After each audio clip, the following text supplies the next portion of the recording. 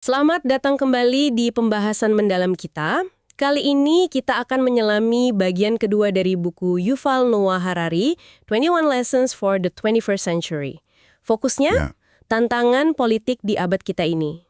iya. Ini bagian yang krusial banget ya. Harari kan bilang teknologi informasi sama bioteknologi ini maju pesat. Tapi, Tapi justru kemajuan itu mengancam nilai-nilai inti kita, kayak kebebasan, kesetaraan ya, gitu ya. Dan solusinya perlu kerjasama global. ya, persis. Disinilah tantangan politiknya muncul. Justru nasionalisme, agama, budaya, itu malah sering bikin kita terpecah. Jadi, kerjasama globalnya jadi susah banget. Oke, mari kita bedah satu persatu ya, gimana Harari melihat ini, mulai dari yang paling dasar dulu mungkin, soal komunitas di era digital. Gimana tuh? Nah ini ironis menurut Harari. Teknologi kayak Facebook gitu kan tujuannya bangun komunitas global ya. Tapi di saat yang sama malah bisa bikin kita makin jauh dari interaksi fisik, dari badan kita sendiri. Oh, jadi kayak kita makin asik di dunia maya, terus lupa sama dunia nyata gitu. Bisa dibilang gitu. Harari mengingatkan, kita ini kan secara biologis dari zaman batu malah. Butuhnya komunitas fisik yang erat. Sekitar 150 orang lah katanya. Nah, teman online kan, maaf-maaf nih, nggak bisa bawain sup pas kita sakit. Iya juga ya, kedalaman hubungan fisik itu beda ya. Beda banget. Dan kehilangan kontak sama badan, sama indera kita ini, menurut Harari, bisa bikin rasa terasing yang lebih dalam loh. Bukan cuma soal agama atau negara aja. Ini refleksi penting nih buat Anda juga. Seberapa sih layar gawai itu udah ngubah hubungan Anda? Bukan cuma sama orang lain, tapi sama badan sendiri, sama lingkungan sekitar. Betul. Nah, dari komunitas ini, Harari geser ke skala yang lebih besar lagi. Soal peradaban. Dia ini menariknya, nolak loh gagasan populer soal benturan peradaban. Oh iya, jadi menurut dia nggak ada benturan itu. Terus Dia gimana? bilang, secara praktis ya, sekarang ini cuma ada satu peradaban global aja. Coba deh lihat. Hampir semua negara pakai model politik negara bangsa kan? Iya sih, sistem ekonominya juga mirip-mirip. Kapitalisme gitu, walau ada variasinya. Nah, bahkan cara pandang ilmiahnya sama. Olimpiade deh contoh gampangnya. Semua ngumpul pakai aturan main yang sama. Atau menteri keuangan dari negara musuhan pun kalau ngomongin ekonomi, bahasanya sama aja. Jadi perbedaan budaya atau agama itu ada, tapi bukan berarti peradabannya beda fundamental gitu ya. Malah konflik seringnya di dalam rumah yang sama. Tepat. Kayak di Eropa dulu kan sering konflik internal. Identitas global kita sekarang ini, kata Harari, malah didefinisikan oleh perdebatan bersama. Soal AI, perubahan iklim, kesetaraan, itu kan isu global. Oke, menarik. Kalau gitu gimana dengan nasionalisme? Ini kan sering banget jadi sumber perpecahan. Dulu solusi, sekarang masalah gitu. Ya Harari melihatnya gitu. Nasionalisme itu dulu hebat, nyatuin suku jadi negara, bangun layanan publik. Nggak bisa dipungkiri jasanya. Tapi, dia juga jadi sumber konflik yang mengerikan kan? Perang dunia misalnya. Betul. Dan sekarang, di era nuklir dan krisis ekologi, wow, beda lagi ceritanya.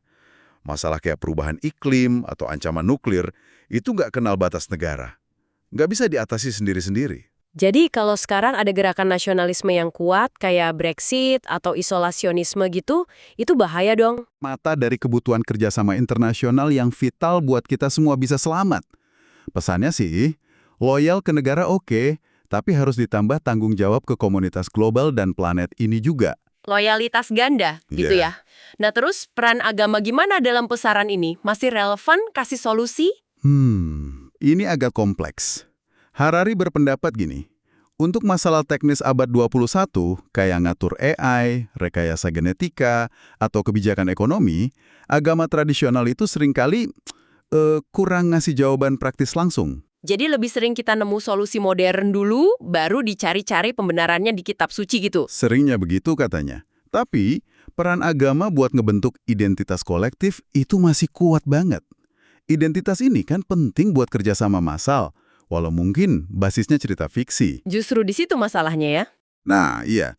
Ironisnya, kata Harari, agama sekarang sering dipakai buat nguatin identitas nasional yang unik. Jadi malah ngebantu bikin sekat antar negara, bukan jadi jembatan. Jadi bagian dari masalah globalnya, bukan solusi. Wah, rumit ya. Dan puncak dari semua benturan identitas ini kayaknya kelihatan banget di isu imigrasi ya. Banget. Debat imigrasi, terutama di Eropa yang dia soroti, itu contoh nyati gimana masalah global, perpindahan manusia, bentrok langsung sama pertahanan identitas lokal. Apa aja sih poin utama perdebatannya menurut Harari? Dia petakan beberapa hal. Pertama, soal hak nih. Ini imigrasi hak individu atau keistimewaan yang dikasih negara. Negara tuan rumah wajib nerima atau boleh nolak. Kedua, soal asimilasi. Sejauh mana imigran harus melebur? Batas toleransinya di mana? Yang ketiga ini nih yang sering sensitif, soal menilai budaya. Ya, Harari bedain antara rasisme yang basisnya biologi dan gak valid sama kulturis. Kulturis ini menilai norma atau nilai budaya. Dia lempar pertanyaan, sah nggak sih kita menilai, misalnya ada aspek budaya A yang lebih baik dari B dalam konteks nilai tertentu, kayak kesetaraan gender. Tapi ini dia akui, sensitif banget dan gampang disalahgunakan. Oke, jadi kalau kita rangkum nih benang merah dari semua tantangan politik ini apa dong? Intinya sih, kata Harari, cara kita mendefinisikan identitas kita, komunitas kita, bangsa kita, agama kita, siapa orang luar, itu sekarang jadi penghambat utama. Kita jadi sulit bersatu buat ngadepin ancaman besar bareng-bareng, entah itu dari teknologi atau dari kerusakan lingkungan. Perpecahan identitas ini yang bahaya. Jadi, solusinya kita harus punya cara pandang yang lebih global. Betul. Mendesak banget katanya, buat numbuhin perspektif dan loyalitas global. Tapi penting nih, bukan berarti harus hapus identitas lokal kita. Kita bisa kok, dan harus malah punya loyalitas ganda, ke komunitas lokal iya, ke kemanusiaan dan bumi juga iya. Oke, nah sebagai penutup nih, buat Anda pikirkan di rumah.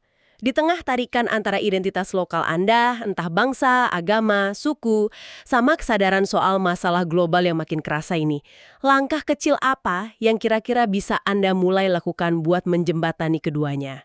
Gimana caranya mulai mengglobalisasikan cara pandang politik Anda, tapi nggak kehilangan akar? Sesuatu untuk direnungkan.